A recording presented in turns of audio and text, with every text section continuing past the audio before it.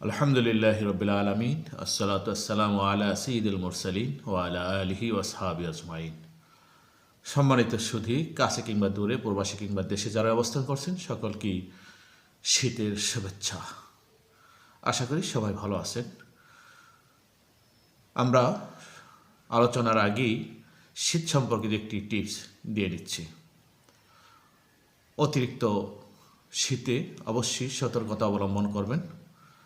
বিশেষ করে শিশু ও নারী যারা রয়েছেন তাদেরকে অবশ্যই উলেন কাপড় পরানোর চেষ্টা করুন। শীত নিবারণের জন্য রাতে কম্বল কিংবা লেপ ব্যবহার করুন। শীতকে প্রাধান্য দিয়েই শীতের কাপড় পরিধান করুন।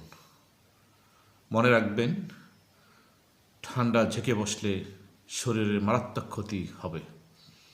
ওষুধ খাওয়ার চেয়ে শীত থেকে সতর্কতা অবলম্বন করা শ্রেয়। অতএব ঠান্ডা পানি পরিহার করুন, কুসুম গরম পানি পান করুন, হালকা গরম খাবার গ্রহণ করুন। ধন্যবাদ সবাইকে। সম্মানিত সুধী, বার্ষিক পরীক্ষা অনেক প্রতিষ্ঠানের শেষ। নিশ্চয়ই আপনাদের সন্তানগুলো এখন বেড়ানো নিয়ে ব্যস্ত, অথবা কিছু শিক্ষা প্রতিষ্ঠানে এখনও বার্ষিক পরীক্ষা শেষ হয়নি, দু একদিনের মধ্যে হয়তো শেষ হয়ে যাবে।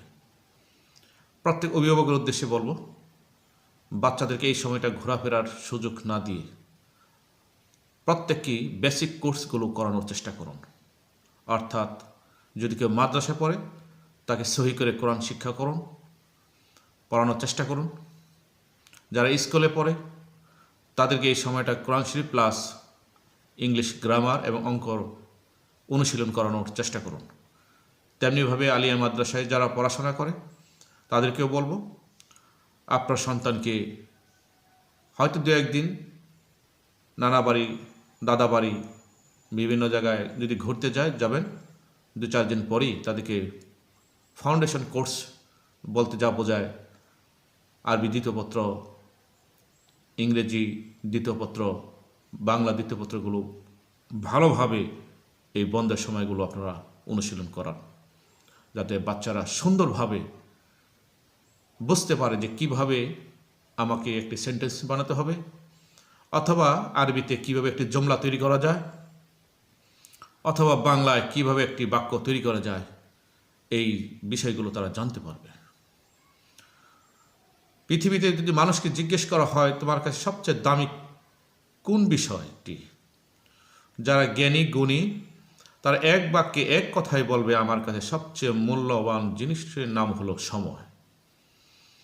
আর পৃথিবীতে যারা সময়কে মূল্য দিয়েছে তারাই সবচেয়ে বেশি জ্ঞানী হয়েছে, তারাই সবচেয়ে বেশি দামি হয়েছে, তারাই নেতৃত্বে আসতে পেরেছে।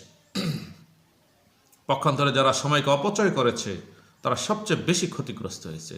পবিত্র কোরআনুল কারীমের মধ্যে আল্লাহ তাআলা বলেন, ওয়াল আসরি, সময়ের কসম, কালের কসম।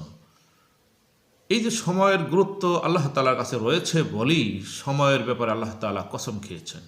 এর জন্য আমি ছাত্র, শিক্ষক, অভিভাবক সবাইকে বলবো, আসুন সময়ের সঠিক ব্যবহার করি, সময়কে কাজে লাগাই।